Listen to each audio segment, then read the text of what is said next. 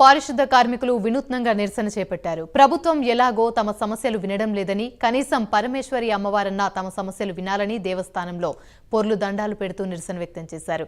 10 రోజులుగా తాము సమ్మె చేస్తుంటే ప్రైవేట్ కార్మికులను పెట్టుకుని చెత్త తొలగించడం దారుణమన్నారు. దీనిపై మరింత సమాచారం మా ప్రతినిధి నరేష్ అందిస్తారు. Naresh, over to you. పారిశుద్ధ్య కార్మికులు సమ్మె బాట పట్టారు. 11వ రోజుకు చేరుకుంది. ఈ నేపథ్యంలో నెల్లూరు జిల్లా అంతటా కూడా పారిశుద్ధ్య కార్మికులు విధులు బహిష్కరించి వాళ్ళు న్యాయపరమైనటువంటి డిమాండ్లు నెరవేరాలంటూ కూడా రోజుకొక వినూత్న కార్యక్రమం చేస్తున్నారు. ఈరోజు ప్రస్తుతం ఇరకాలమ్మ పరమేశ్వరి ఆలయంలో వాళ్ళు పొల్లు దండాలు పెడుతూ కూడా మా యొక్క సమస్యల పట్ల ప్రభుత్వం సానుకూలంగా ముందుకు కొనసాగాలని చెప్పి జగన్మోహన్ రెడ్డికి తెలియజేసే విధంగా ఈరోజు పారిశుద్ధ్య కార్మికులు ఒక నూతన ఏదైతే ఈ యొక్క విధానాన్ని చేపట్టారో ప్రస్తుతం పొల్లు దండం పెడుతున్నటువంటి విజువల్స్ మనం చూద్దాం. ఏదైతే ఇరకాలమ్మ పరమేశ్వర యొక్క ఆలయంలో ఈరోజు పారిశుద్ధ్య కార్మికులంతా కూడా ఈరోజు పొర్లు దండాలు పెడుతూ కూడా ఈరోజు ఒక వినూత్న కార్యక్రమం అయితే చేపట్టారు. 11వ రోజుకు చేరుకుంది. ఇప్పటికే నెల్లూరు జిల్లా అంతటా కూడా చెత్తతో ఏదైతే పూర్తి స్థాయిలో కూడా వ్యర్థ పదార్థాలతో ప్రజలు చాలా ఇబ్బంది పడుతున్నప్పటికీ కూడా వాళ్ళ న్యాయపరమైనటువంటి డిమాండ్లు తీరేంత వరకు కూడా వాళ్ళు విధుల నుంచి బహిష్కరిస్తామని చెప్తున్నారు.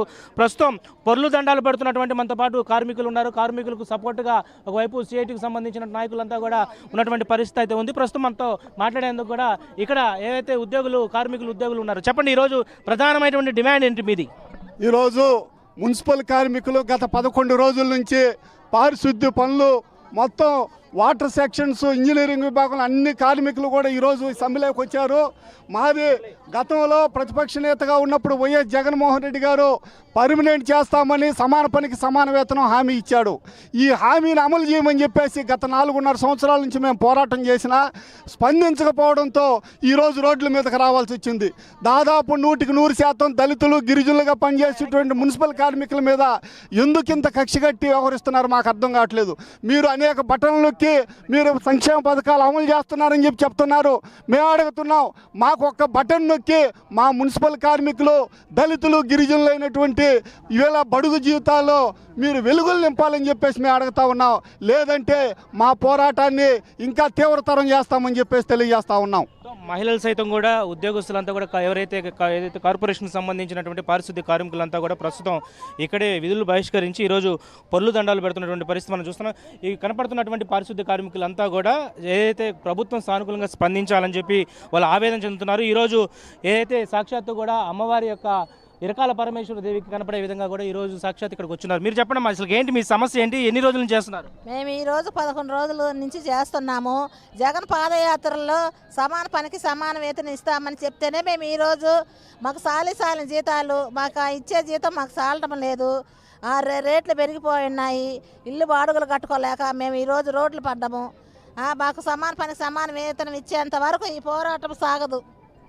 మీరు చెప్పండి, చెప్పండి అసలు మీ డిమాండ్ ఏంటి చెప్పండి. మా డిమాండ్ సమాన పనికి సమాన వేతనము, లేదా పర్మనెంట్ అన్నా చేయాలి, లేదా చేయని పక్షాన మేము ఈ మేము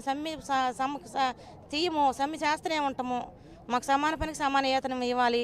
గత 4 నెలలుగా మేము అర్జీలు ఇస్తూ ఉన్నాము. మాకు జగనన్న చెప్పిన మాట ప్రకారం మాకు జీతాలు ఇవ్వాలని 4 నెలలుగా అర్జీలు ఇస్తూనే ఉన్నాము.